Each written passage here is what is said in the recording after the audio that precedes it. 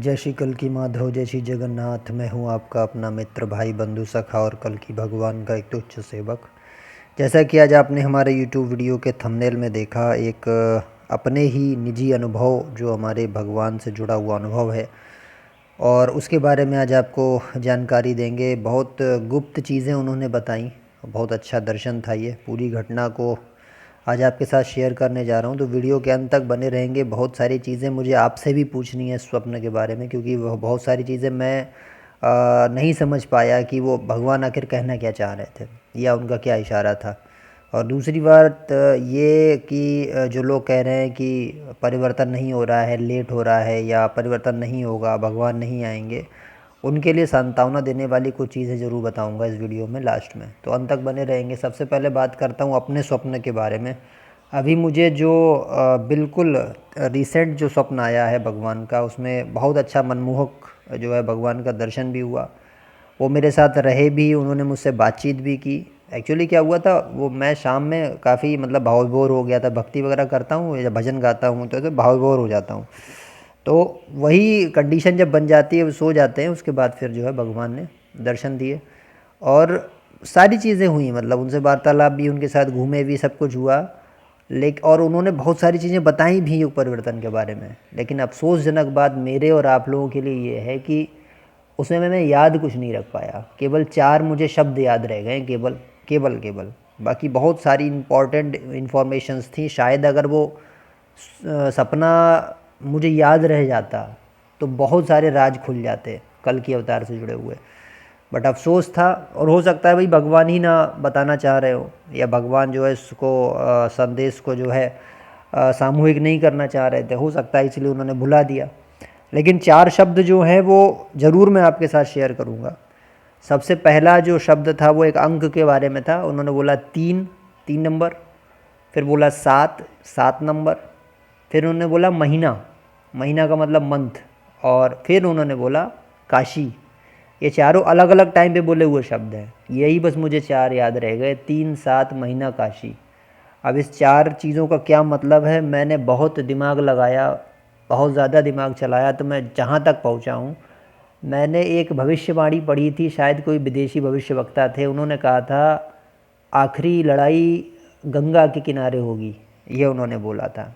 यानी हो सकता है कल की जो युद्ध है, क्योंकि फाइनल वॉर वही है, कलयुग का।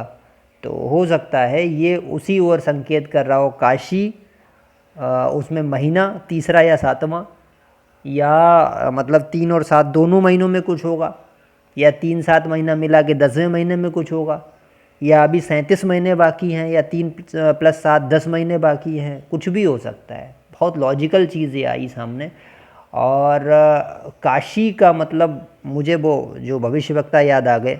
उन्होंने कहा था गंगा के किनारे अंतिम लड़ाई, तो काशी जो है वहाँ पे गंगा है, तो हो सकता है वहाँ पे फाइनल बैटल के बारे में बात हो रही हो। दूसरा एक ये भी था कि मुझे जो सबसे पहले एक जो व्हील दिखाई दिया था, फेरीज व्हील करके, ऐसा मुझे लगा था। तो मैंने वो आपको एक बार शेयर भी किया था अपने सपने के बारे में। वहाँ पे भी भगवान कृष्ण ने बताया था कि ये बेटा, ये फाइनल वॉर की जगह है। उन्होंने मुझे पूरा वो वॉर फील्ड घुमाया था, उसमें तैयारियाँ चल रही थी युद्ध की, वो सब उन्होंने दिखाया। तो अब यहाँ पे कंडीशन ये आ रही है, काशी कैसे उससे रिलेट हो रहा है। काशी गंगा है, काशी में गंगा के किनारे फाइनल बैटल होना है, ऐसा कुछ भविष्यवक्ता मानते हैं। अब अगर फेरीज व्हील वाले से इसको रिलेट करें तो वहाँ पे कोई व्हील है क्या या नहीं है, ये देखना हमें पड़ेगा। अच्छा, यहाँ पे एक और महत्वपूर्ण बात ये थी कि अगर आप देखेंगे कल की मूवी में, वहाँ पे काशी का एक विशेष वर्णन है। अब वो उसने राइटर ने रिसर्च किया होगा, उसने कल की पुराण से रिसर्च किया, भविष्य पुराण से रिसर्च किया, क्या किसी लोकल ग्रंथ का रिसर्च किया, जैसे भविष्य मालिका वगैरह है, किससे रिसर्च किया। उसने काशी को विशेष महत्व दिया। आप देखिए, वो काशी में दिखाता है, वहाँ पे काल भैरव उसके जो है कोतवाल कभी माने जाते थे, तो उनकी मूर्ति दिखाई जाती। काशी में ही सारे लोग लाए जाते हैं। सुप्रीम यास्टिन का पूरा साम्राज्य काशी के अंदर दिखाया जाया है, उसमें गया है। और वहाँ पे ही लोगों को ला ला के, मतलब वहाँ लड़कियाँ बेची जा रही हैं, लड़के बेचे जा रहे हैं, तो वहाँ पे उसने एक मॉल टाइप का अपना बना लिया है ना। उसमें लोग जा रहे हैं अपना मतलब रहने के लिए, तो उनको कॉइन्स की ज़रूरत है, इतने इतने वो जब पॉइंट्स अपने कलेक्ट कर लेंगे उसके बाद वो अंदर जाएंगे।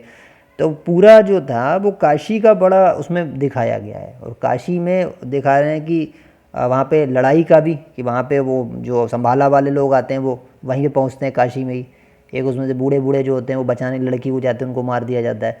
तो उसमें भी काशी का महत्व दिखाया है। अब क्यों दिखाया, ये रिसर्च के ऊपर भाई डिपेंड होना चाहिए कि भाई किस किस तरीके से दिखाया।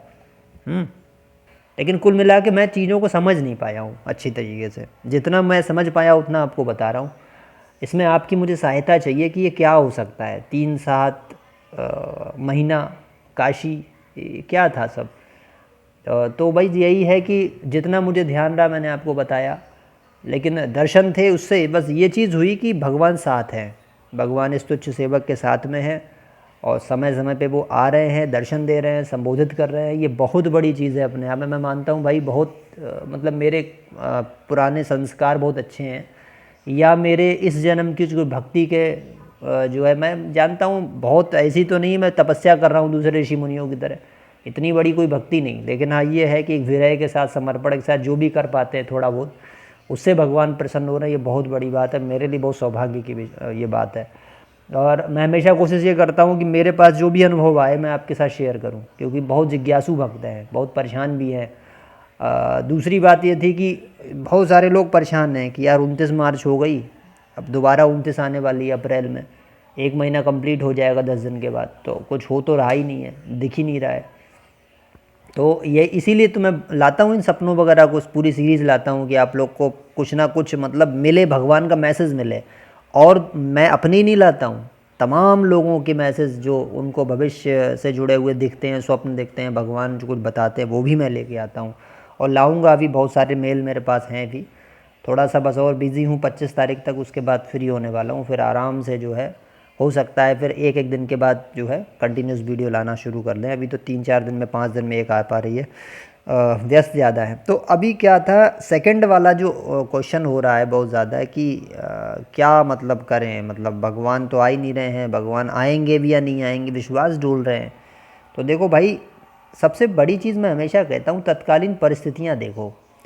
कंस के समय में, रावण के समय में, हिरण्यकश्यप के समय में असुरों की एक जाति थी, केवल जाति।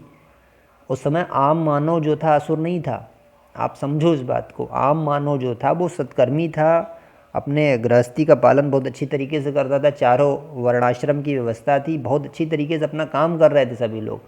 धर्म कर्म में, वेद शास्त्रों के जो पालन में, हर चीज़ में निपुण थे। गुरुओं का आदर, माता पिता का आदर, अपनी गृहस्थी में अतिथियों का सेवा, सारी चीज़ें उसमें थी। पूरा मतलब एक बहुत अच्छा उनका वो था।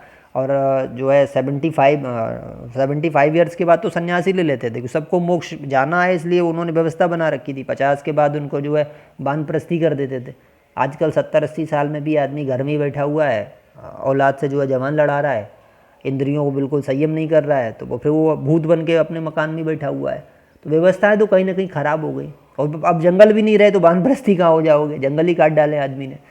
तो कहीं ना कहीं अब जो है ये देखिए कि जैसे पहले असुर थे ज़्यादा, है ना, असुरों की जाति होती थी, आज हर घर में असुर है।